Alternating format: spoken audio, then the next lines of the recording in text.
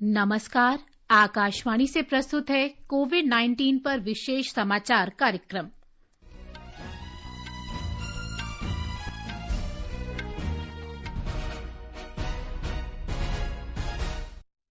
केंद्रीय गृह मंत्रालय ने मॉल और संक्रमण वाले क्षेत्रों में स्थित दुकानों को छोड़कर सभी दुकानें फिर से खोले जाने की अनुमति दी। सरकार ने बैंकिंग सेवाओं को 21 अक्टूबर तक 6 महीने के लिए सार्वजनिक उपयोगिता सेवा घोषित किया। स्वास्थ्य मंत्रालय ने कहा, पिछले 2 सप्ताह के दौरान देश के 80 जिलों में कोविड-19 का कोई नया संक्रमण नहीं मिला। अहमदाबाद, सूरत, हैदराबाद और चेन्नई दौरे के लिए 4 और अंतर मंत्रालय केंद्रीय दलों का गठन किया गया। 7.5 करोड़ से अधिक लोगों ने अपने मोबाइल फोन में आरोग्य सेतु ऐप डाउनलोड किया और देश के विदेशी मुद्रा भंडार में $3 अरब से भी अधिक की वृद्धि हुई।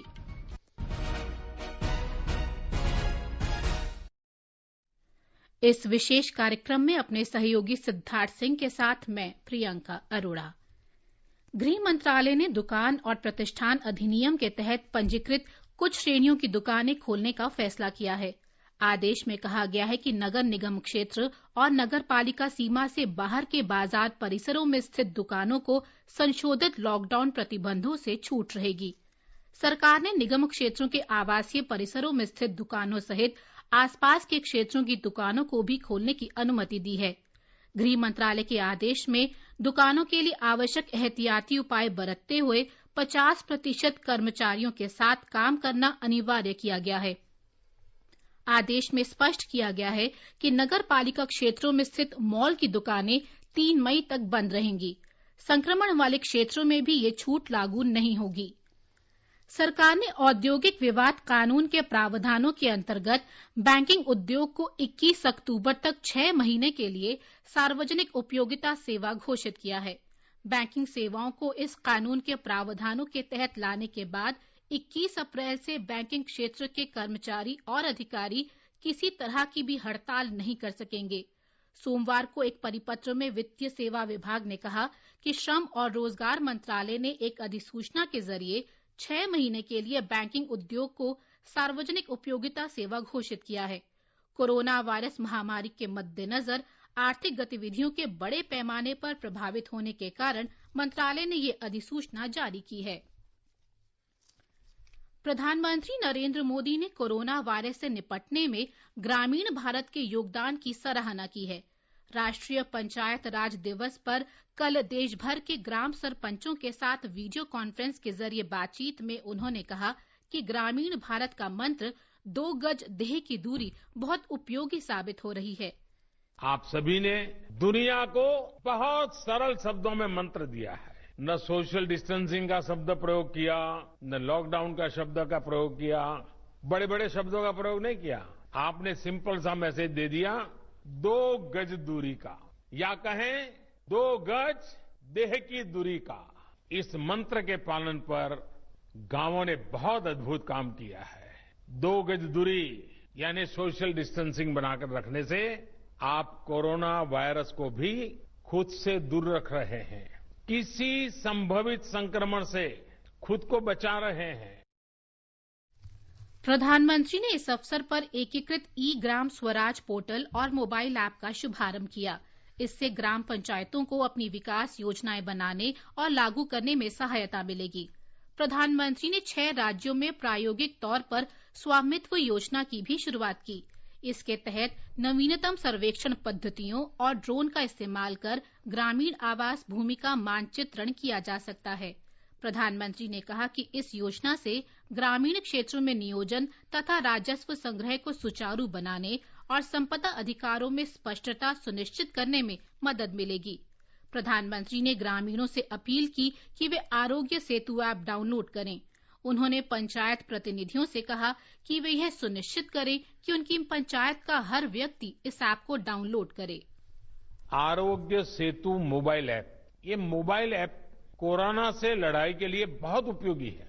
ये ऐप आपके मोबाइल में रहेगा तो आपको पता चल जाएगा कि आपके गांव में सामने वाला किसी ऐसे इलाके से तो नहीं आया जो कोरोना प्रभावित रहा हो। आपकी खुद की सुरक्षा के लिए आपके गांव की सुरक्षा के लिए, आपके आसपास वालों की सुरक्षा के लिए आप अगर ये आरोग्य सेतु ऐप अपने मोबाइल में डाउनलोड करें, पूरे गांव के पास करवाएं, ये लंबे अरसे तक आपका बॉडीगार्ड का काम करेगा। देश में कोविड-19 से संक्रमित लोगों की संख्या 23,452 हो गई है। स्वास्थ्य मंत्रालय के अधिकारी ने कल नई दिल्ली में बताया कि पिछले 24 घंटे में 1,684 लोगों में संक्रमण की पुष्टि हुई है। कल से आज तक में 491 लोग क्योर हुए हैं, विच टेक्स की हमारी जो टोटल क्योर होने वालों की संख्या को 4,748 लेके जाती है। इसके द्वारा हमारा रिकवरी रेट अब अप्रोक्सीमेटली 20.5% है। ये हम सब लोगों के लिए एक बहुत ही पॉजिटिव न्यूज है। इसी तरीके से पिछले 28 दिनों में जिन जिलों से कोई केस नहीं आया है, उसकी संख्या में भी बढ़ोतरी हुई है। इसके तहत इन जिलों की संख्या 15 हो गई है और नए जो जिले ऐड हुए हैं उसमें छत्तीसगढ़ से दुर्ग और राजनांदगांव और मध्य प्रदेश से शिवपुरी जिला है। गृह मंत्रालय के अधिकारी ने बताया कि अहमदाबाद, सूरत, हैदराबाद और चेन्नई के लिए अपर सचिव स्तर के अधिकारी के नेतृत्व में केंद्र के विभिन्न मंत्रालयों की 4 अतिरिक्त टीम बनाई हैं। कोविड-19 के संक्रमण की स्थिति को देखते हुए आज गृह मंत्रालय ने 4 और इंटर मिनिस्टीरियल सेंट्रल टीम्स का गठन किया है, जो अहमदाबाद, सूरत, हैदराबाद और चेन्नई भेजी जा रही हैं। ये टीमें भी भारत सरकार के एडिशनल सेक्रेटरी लेवल अधिकारियों द्वारा लीड की जा रही हैं। इनमें पब्लिक हेल्थ के स्पेशलिस्ट और डिजास्टर मैनेजमेंट के स्पेशलिस्ट हैं। मंत्रालय ने इससे पहले मौके पर जाकर स्थिति का आकलन करने, समस्याओं के समाधान के लिए राज्य प्राधिकरणों को आवश्यक निर्देश देने और आम जनता की व्यापक हित में केंद्र सरकार को रिपोर्ट देने के लिए विभिन्न मंत्रालयों की 6 टीम बनाई थी। गृह मंत्रालय के अधिकारी ने कहा कि मध्य प्रदेश के इंदौर में भेजी गई केंद्रीय टीम ने बताया है कि शहर में 171 कंटेनमेंट जोन हैं, जिनमें से 20 संवेदनशील हैं।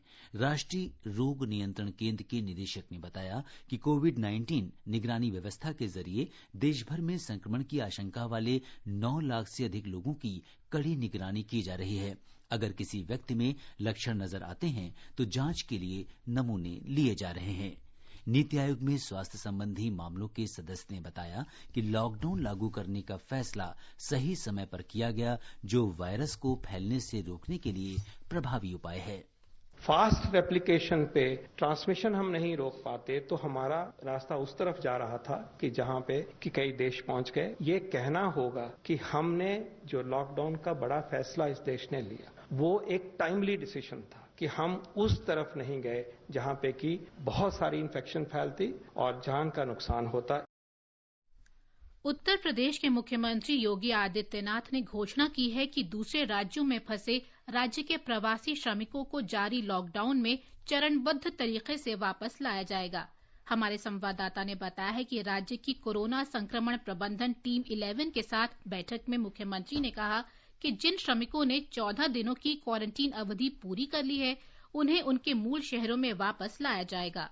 एक बार जब ये मजदूर राज्य की सीमा तक पहुंच जाएंगे, उसके बाद राज्य सरकार उन्हें उनके गांव तक पहुंचाने के लिए इंतजाम करेगी, जहां पर उन्हें फिर से 14 दिन के लिए क्वारंटीन में रखा जाएगा। प्रशासन इन मजदूरों को सरकारी आश्रय गृहों और दूसरे आश्रमों में रहने की व्यवस्था करेगा। एक बार जब ये प्रवासी मजदूर 14 दिन का क्वारंटीन का समय पूरा कर लेंगे, उसके बाद उन्हें जरूरी राशन का सामान और 1,000 रुपए अपनी आवश्यकताओं को पूरा करने के लिए सरकार की ओर से दिया जाएगा।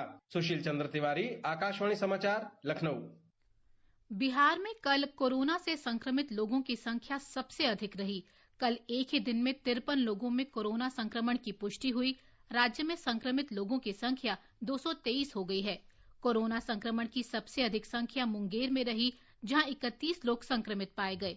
अब तक 45 लोग ठीक हो चुके हैं और 2 लोगों की मौत हुई है।